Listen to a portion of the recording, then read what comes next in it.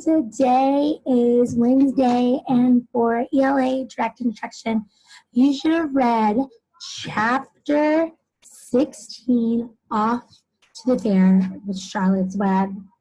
All right, so this was an interesting chapter because they're not at the fair, they're just going to the fair, and a lot of things happened. And while I was reading this, because this week is cause and effect, here, let me put this over here. This week is cause and effect. You should have been filling out your graphic organizer. As you can see, I made my own graphic organizer with the causes and effects. So this whole chapter had a lot of them. Let's dig right into it. So the first part, let me share my screen. The first two paragraphs, or page and a half, is all about them dreaming because they're so excited to go to the fair, and all about the humans in this book dreaming. So you had to note these details. That means you had to go back, and literally it was in the first two paragraphs, which is the first page and then this top part of their dreams. So let's figure out who dreamt what before the fair. He threw balls at a cloth cat and won a real Navajo blanket. So it sounds like this person was dreaming of playing a game at the fair. And this person, let me get my pen on. Here we go. Turn on. Was Lurvy. And remember, Lurvy is the handyman on the Zuckerman's farm.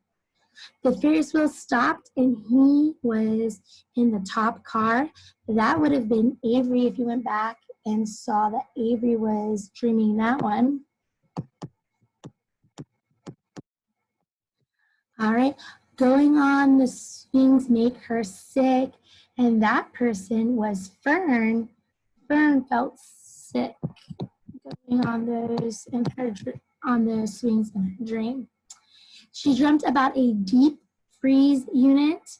So that, I assume, is a deep freeze unit is something that is in the kitchen, and because Mrs. Zuckerman was reading this one, and that's what she normally is in that kitchen. I'm gonna put this there, making stuff for the farm, making food for the farm workers. He saw Wilbert covered in blue ribbons, and that would be Mr. Zuckerman because he wanted Wilbert to win all of those ribbons at the fair. All right, so it started off with them dreaming, preparing you. The author wanted to prepare you to show you how excited they were. Now, in the rest of the chapter, it led up to just Wilbert getting in the truck to go. And there's a lot of events that happened, and then there's a lot of whys that these things happen. And that's why I took down, on this paper, my notes. And when I took down my notes, answering those next questions, because those next questions are those cause and effect questions, why and what happened, those next questions, I was able to answer them right away because I just had to use my notes because it was right there in my graphic organizer. And I'm like, oh, I just wrote this down. What happened? And then I wrote down, why did it happen? And boom, I have the answer. So let me show you. Let me clear off the screen and let's go down to the next part. Here we go. So I'm not going to type this out. I'm just going to say them out loud. And the reason why, it's going to be a lot of writing if I do that. So actually, I might type it because typing seems to work well instead of writing this. So let's see. Here we go. All right. What did Templeton expect to find at the fair? Well, if you went back and you looked for Templeton, and he was not going to go to the fair, but then he decided to go because the sheep talked him into it. And that is on page 122 at the bottom. You should have went back there. And it says, Templeton, you should have wrote down in a complete sentence, Templeton expected to find all kinds let's make this a little bit bigger. Whoop, there we go. All kinds of garbage, because he loves garbage. You remember? And the sheep even said, a fair is a rat's paradise. So, and because everyone throws away their stuff so there and doesn't eat everything. So all types of garbage and leftover food on the fairground, yes. And the sheep talked him into going because of this. And this was on page, at the end of page 122 to 123. So you should have saw that on those pages at the very bottom. All right, the next one was, or said, why did Charlotte, so this is a why question, this is a cause question. Why did Charlotte decide to go to the fair? So what happened? Charlotte decided to go to the fair. Why did she happen? This was actually in my graphic organizer. I put down Charlotte decided to go to the fair because, oops, that's not fair, that's fail. Fair, because she thought Wilbur might need help and she can write words in her web. This was on page 122 also. So you should have saw that on page 122, right above that part where the sheep talks Templeton into going with them. Right. And then number 3, why did Charlotte want Templeton to go? Well, right after she decided to go and she told us why she decided to go, this is another why question, another cause.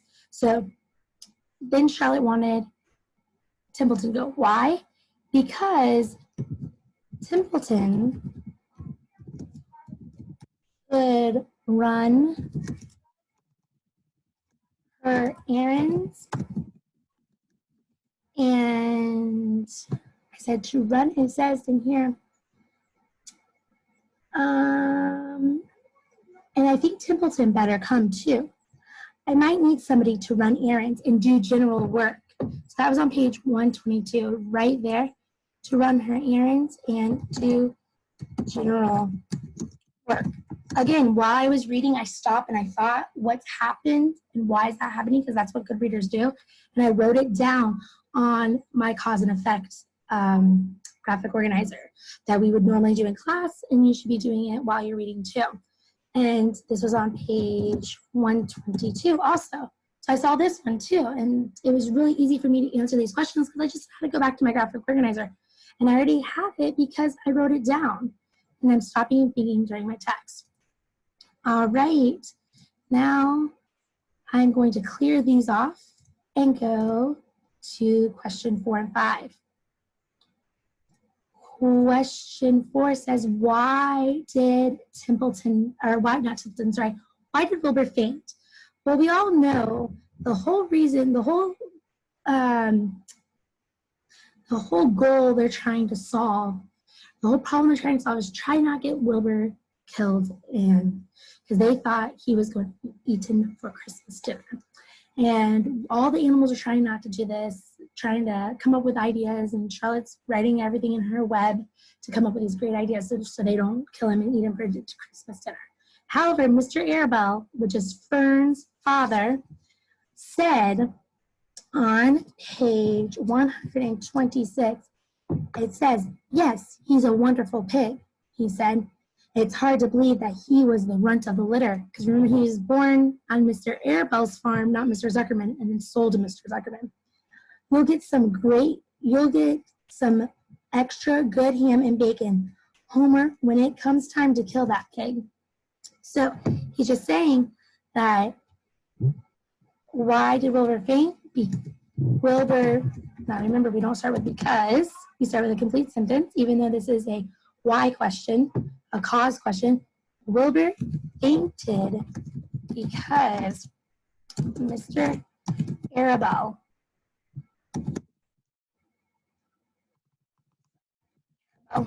said he would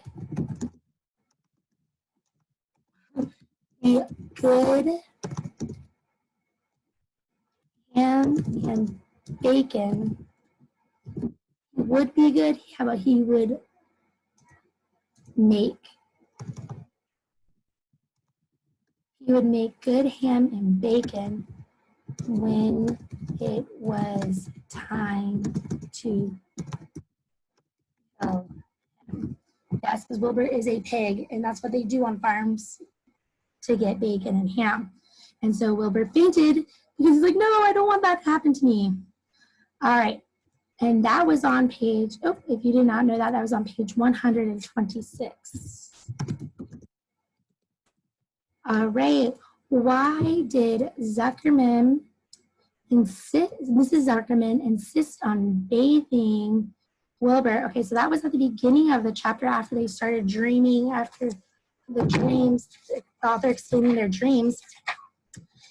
And that was on page 120. And the reason why is because basically she thought he was dirty and said buttermilk would help make him clean. So that's basically what it is on page 120. A buttermilk bath. My grandma used the bath. Her pig used to bathe her pig with buttermilk when it was dirty. I just remembered. So Mrs. Zuckerman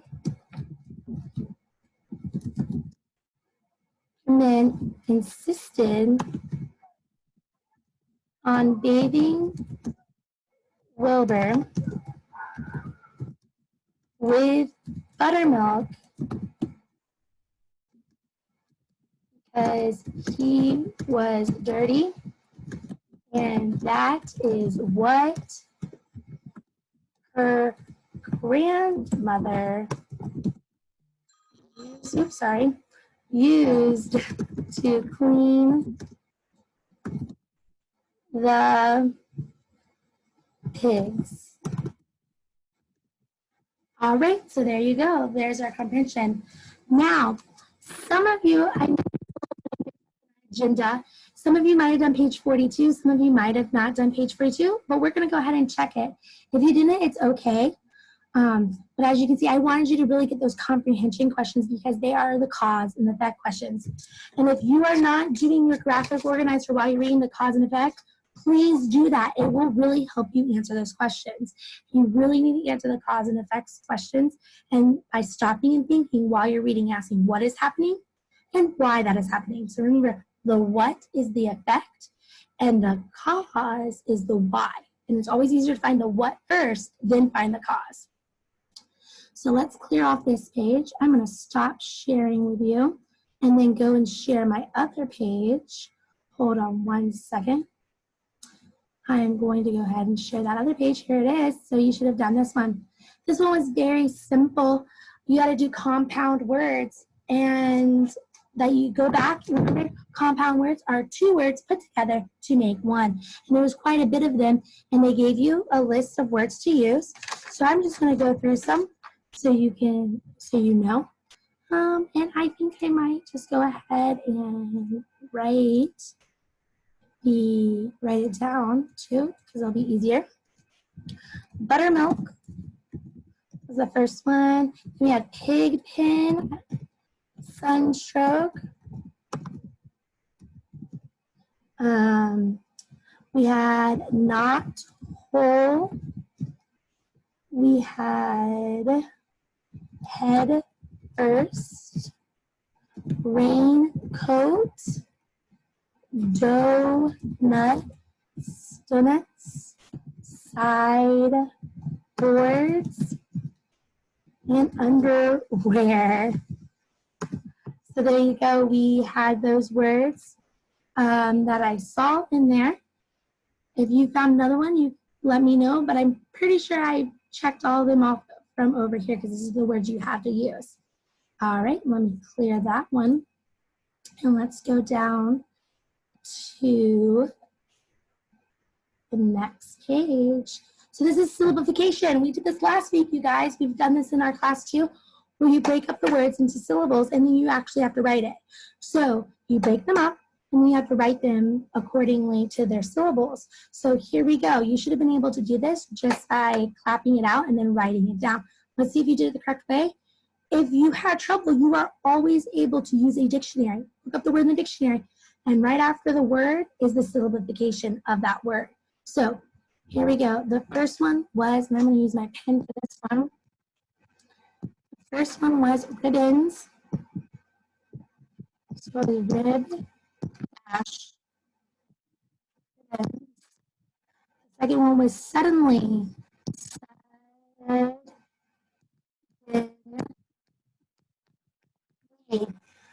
The next one was radiant. And we had paradise.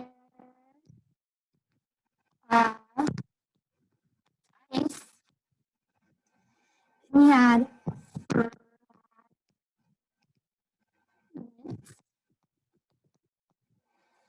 then side. Then we had struggle.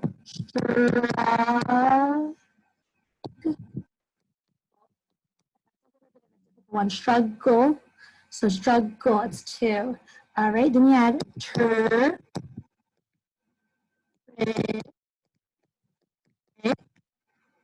we had day. And then the next one, press and in. All right, that's how you break them up into the syllables. Some of them were difficult, some of them were pretty easy. You just had to break them up. And if you had trouble, you can always use a dictionary to break them up for that syllabification. All right, well, that clears us up for the day with our language and our comprehension skills. So you guys get another jumpy, just like I told you, a person jumping. If we get all 5 of them on here, by the end of the week, you will see me jump on my trampoline outside. How crazy will that be? Ooh, I don't know if I'm a good jumper. All right. So today, our people jumping are Miss Whitmer. She's our person jumping on here. Let me take her and keep her on right there. But guess what? Not only is it Miss Whitmer, there's this other person, Miss Larry. Jump, jump, jump. Boing. Miss Larry is right there. All right, so we have Mr. B, Miss Whitmer, and Mr. Larry jumping on the trampoline. They look like they're having a fun time. I wonder when I'm going to jump on that. Hopefully on Friday. All right, I'll see you guys later. Bye.